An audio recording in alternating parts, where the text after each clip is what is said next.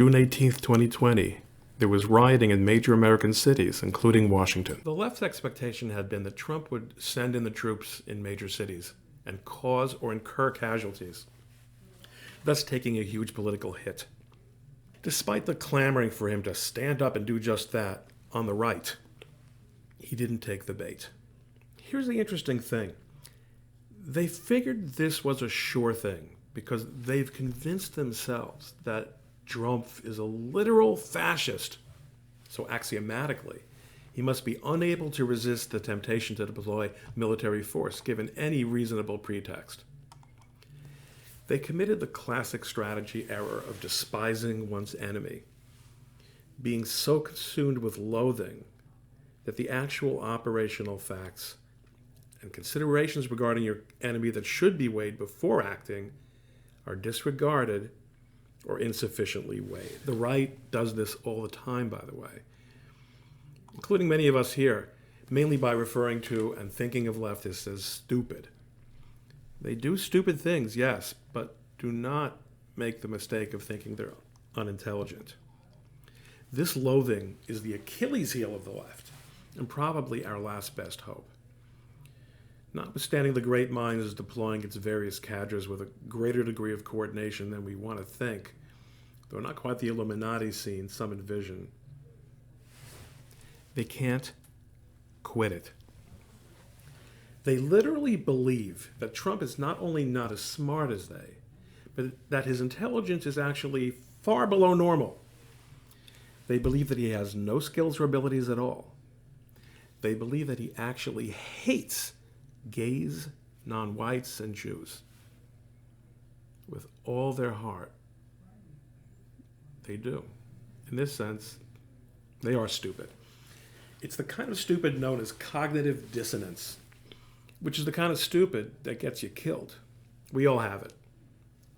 But the left right now has it bad because it has so sown these myths among its foot soldiers that they are inescapable. Let's take a moment to contrast this with the way the left has dealt with previous bête noirs. Nixon was viciously hated because of both his service-hunting commies on the House Un-American Activities Committee and also because he was the essence of successful conservative middle-class aspiration to rule. But the left knew what it was dealing with in the trickster and conducted itself accordingly. Watergate was the baby crossfire hurricane and required minimal ideological fervor to execute. They despised Nixon, but they did need to burn everything down to get him. Reagan took them by surprise, though, and we see the beginnings of TDS in the gross way Reagan was referred to and treated by Democrats who could not abide his anti-communism above all. He was called stupid, a mere entertainer, a racist. Yep. He was reelected all the same. And the Democrats realized they would need to up their game for the next round. They did. 21st century op-ed darling George W. Bush was, of course, a universally despised Bush Hitler when he was president. Like Reagan and Trump, he was universally understood to be stupid. All Republicans are, by the way, presumptively stupid at the late-night comedian level of sophistication. Nixon was a mere piker whose intelligence did not rank with JFK's Harvard-approved brain. Even Ike, who won World War II, was understood to be a simple-minded duffer. Unlike Reagan, but like Trump, GWB was reviled as the idiot spawn of a very successful man who made the eventual president's success possible. It wasn't enough. GWB was handily reelected, in no small part because of the revile your enemy fallacy. The Democrats had nominated an empty suit, the utterly useless John Kerry. And they assumed that would be enough because, well, look, here's our type of guy.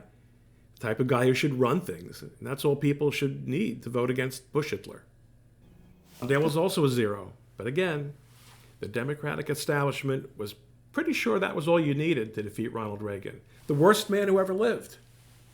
Wrong. Despised enemy wins. This time, the Dems are on a path to nominating a man whose political mediocrity and corruption are unquestioned. but again is presumed to be sufficient to defeat Beelzebub Trump, and then preside as a Woodrow Wilson-like vegetable, while the real decisions are made elsewhere. And some lessons have been learned. It's not enough for political leadership to be contemptuous, as Tip O'Neill and the other Democratic leadership were toward Reagan. The hatred that makes negative voting the only voters Democrats solicit has to go down to the roots. It does. And also it has spread laterally to elite non-Democrats, many in government or only recently out of it, who fear and loathe democracy themselves, whose virtue is negotiable, or both. But middle America is, at the end of the day, fickle, and the fight is over that middle, swing votes, swing states, etc. Given the polarization in American society and politics now, the idea that anyone is an undecided voter, as between the two major parties, should make your blood run cold. Yes, people are that stupid. Here, however, instead of playing out as an assumption that even a ham sandwich can defeat the reviled embodiment of Satan, who is the incumbent Republican, the despise your enemy fallacy affects the left's desperate grassroots strategies, and it makes them do very stupid and very stupid-looking things. Please, keep despising your enemies, Democrats. Not that I really need to ask. It's all you really do. If you enjoyed this greatest twit, please subscribe and follow me on Twitter at Ron Coleman.